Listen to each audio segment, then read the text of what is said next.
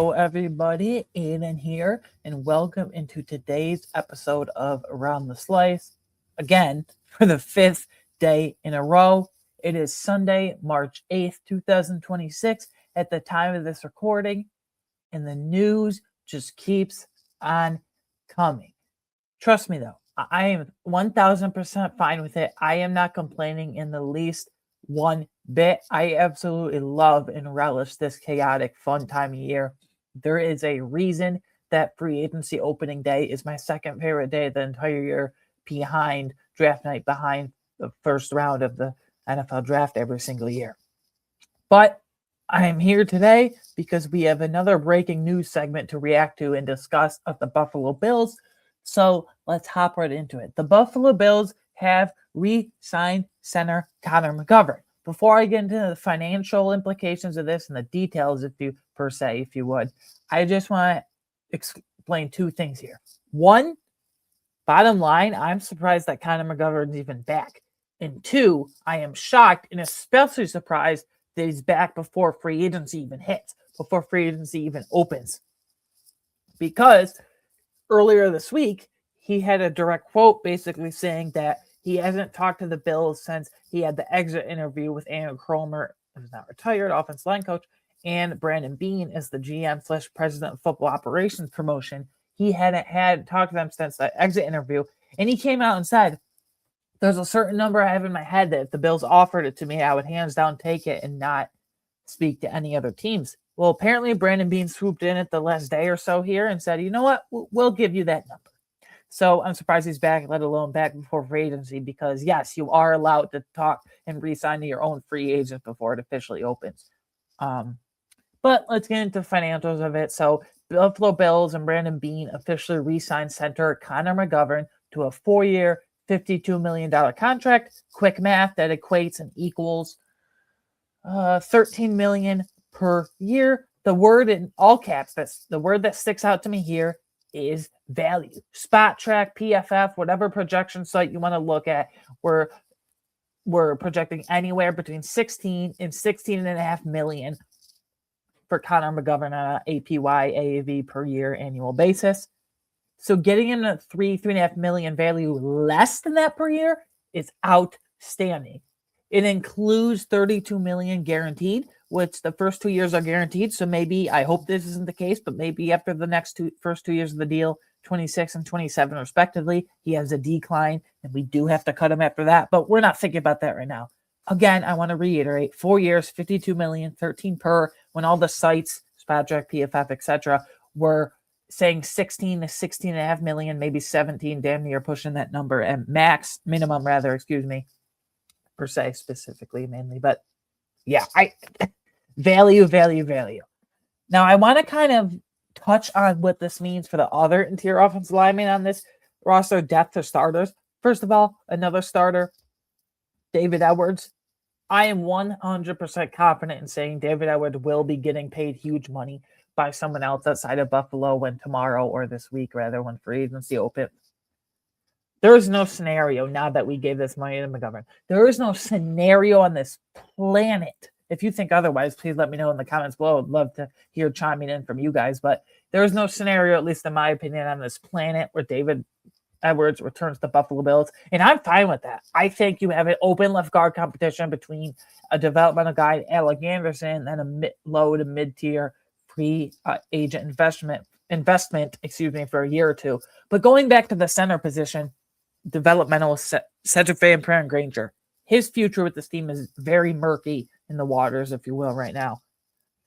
Listen, I've been talking about for the last 2 weeks. I like Cedric Van Pran-Granger a decent amount.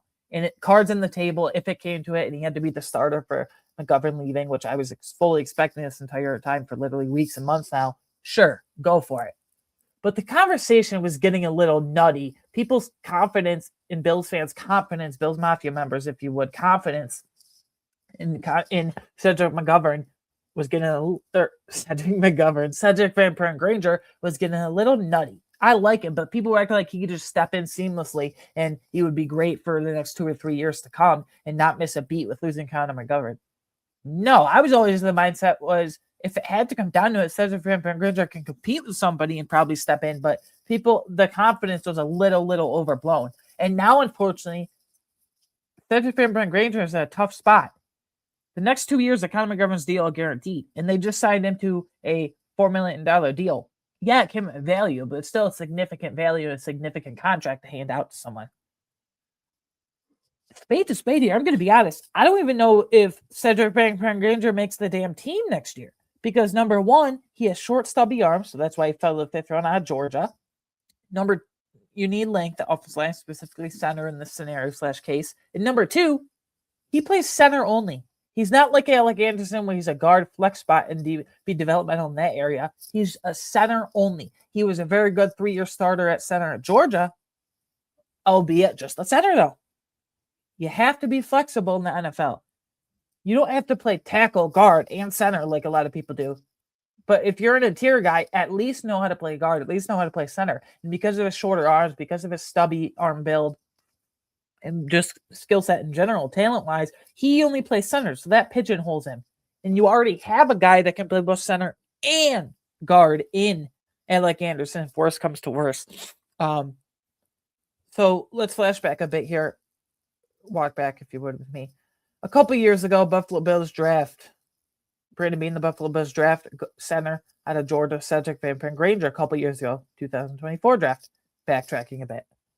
So this summer in training camp, if you can flip him for a 5th or 6th round pick and recoup that draft position, I'm totally down for that, because good or not, teams are always looking for depth offensive linemen with training camp injuries and just mental status and toll during the season. So if you could flip it for a 5th or 6th round pick and then recoup that draft pick, per se, if you would, from a couple years ago, I am all for that.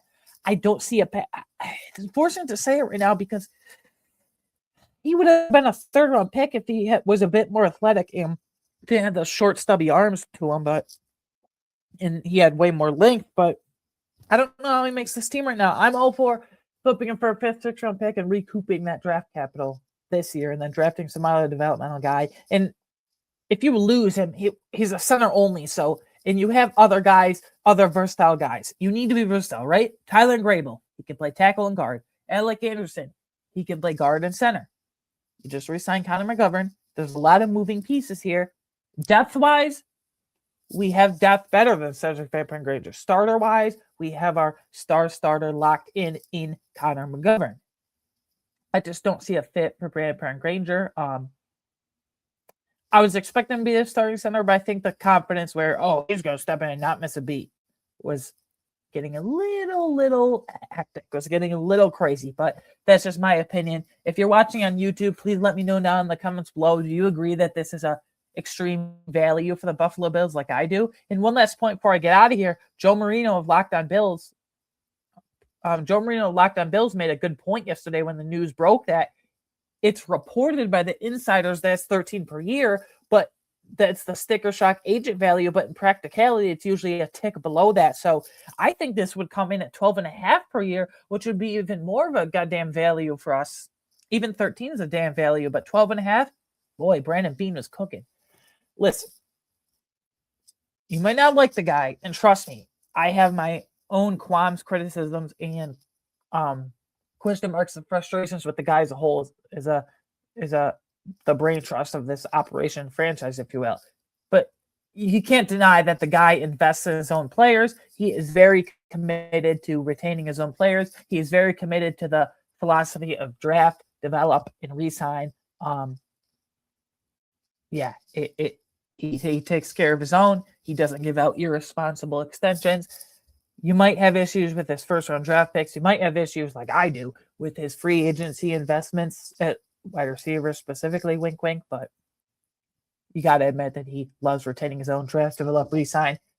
Sean McDermott aside, that's the name of the game with Brandon Beane.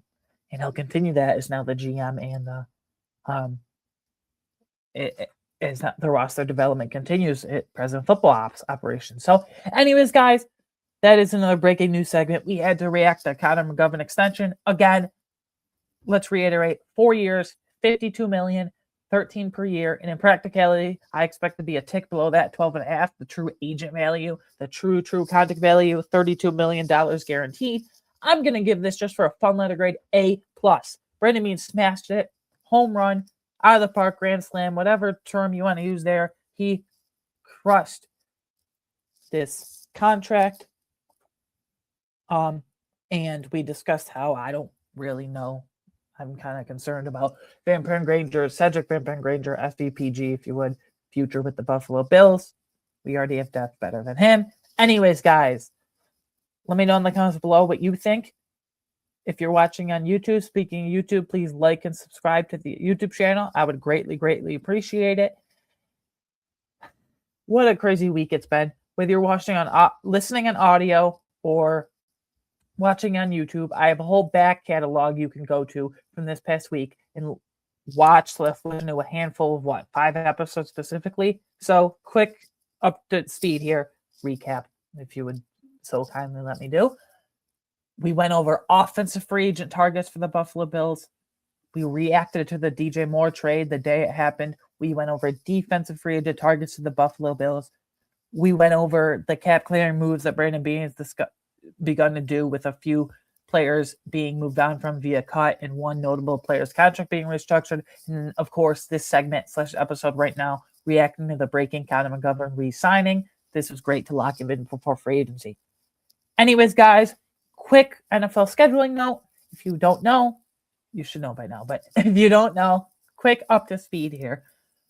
NFL free agency, the legal negotiating period officially opens tomorrow at the time of this recording. So tomorrow, Monday, tomorrow, Monday, March 9th at 12 o'clock noon Eastern. And then where teams can verbally commit to contracts with teams. And then on Wednesday, starting on Wednesday, March 11th this week at noon, 12 p.m. Eastern, players can officially, quote unquote, sign in the dotted line the actual contract with the team. Then they'll take the photos and teams will announce it and everyone will celebrate and all that. Anyways, I'm done saying this is our final discussion for free agency, because you never know around here at the NFL. The NFL dominates year round, but I love it. So I'm just going to say thank you for the support as always. And whenever it is, see you in the next one. Have a great day. Hope you enjoy this week. It's going to be chaotic fun nonetheless. Goodbye.